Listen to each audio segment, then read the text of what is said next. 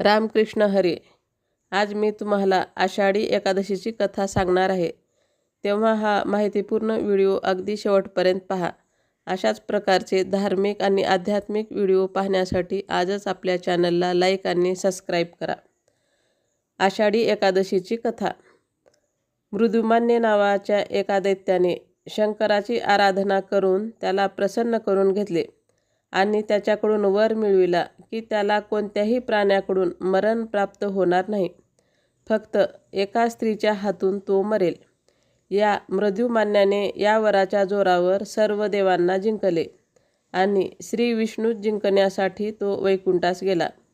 उभयतांच्या लढाईत श्री विष्णूचा पराभव होऊन तो शंकराकडे गेला, पण शंकरही आपल्या वरामुळे हताश झाला होता. नंतर ब्रह्मा, विष्णू, महेश व सर्व देव एका पर्वताच्या गुहेत लपून राहिले. तिथे काही दिवसांनी ब्रह्मा, विष्णू, महेश या तिघांच्या श्वासाने एक देवी उत्पन्न झाली. तीच एकादशी देवी होय. तिने नंतर देवांना अभय देऊन मृदुमान्याला ठार मारले. देवांनी तिची स्तुती केली आणि तिनेही सांगितले की माझे एकादशीचे व्रत जे लोक करतील ते सर्व पापापासून मुक्त होतील. तर अशी ही एक एकादशीची कथा. आषाढ शुक्ल 11 व कार्तिक शुक्ल 11 या दोन एकादशांना महाएकादशी असे म्हणतात.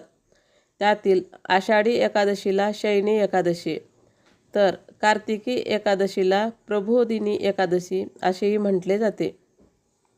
आषाढी एकादशीच्या दिवशी शेषशायी भगवान श्री विष्णू शयन करतात. ते कार्तिकी एकादशीपर्यंत झोपलेलेच असतात अशी समजूत आहे. म्हणूनच चातुर्मासाचा आरंभ आषाढ शुक्ल 11ला होतो व कार्तिक शुक्ल 11ला संपतो. हे 4 महिने व्रतस्थ राहायचे असून सणासुदींनी भरलेले आहेत. फार पूर्वी आर्य लोक उत्तर ध्रुव प्रदेशी किंवा त्यांच्या जरा खाली वस्ती करून राहत होते.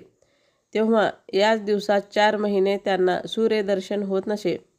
त्यामुळे सूर्यरूपी विष्णू झोपलेला आहे अशी कल्पना त्यांनी केली असावी व नंतर पुराणकारांनी त्या घटनेवर कथा रचल्या असाव्यात असे काही जणांचे मत आहे.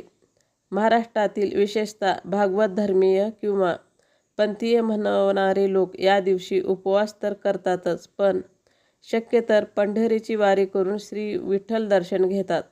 नाहीच जमले तर गावातल्या एखाद्या मंदिरात जाऊन अभंग गाऊन ती रात्र नामस्कीर्तन भजन पूजनात घालवितात.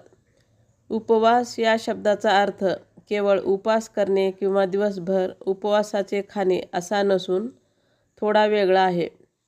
उपवास याचा मूळ अर्थ जवळ जाणे असा आहे. म्हणजेच परमेश्वराच्या जवळ जाणे, त्याची आराधना करणे, परमात्म्याचे स्मरण करणे, त्याचा निकटवास अनुभवणे म्हणजे उपवास. उपासकाला आहार कमी करण्यावाचून गत्यंतर नाही असे पाहून धार्मिक साधने प्रित्यर्थ केलेल्या अन्नत्यागाला पुढे उपवास म्हणण्याची प्रथा पडली असावी. उपवासाने मन अंतर्मुख होते, दृष्टी निर्मळ होते, शरीर हलके राहते, संकल्पशक्ती वाढते. आषाढी एकादशीच्या या व्रताला विष्णू शयनोत्सव असेही म्हणतात. चातुर्मास व्रतारंभ याच दिवशी करतात. यापुढील 4 महिन्यात अनेक व्रते पाळायची असतात. ती पाळण्यासाठी सामर्थ्य प्राप्त व्हावे अशी प्रार्थना या दिवशी करतात.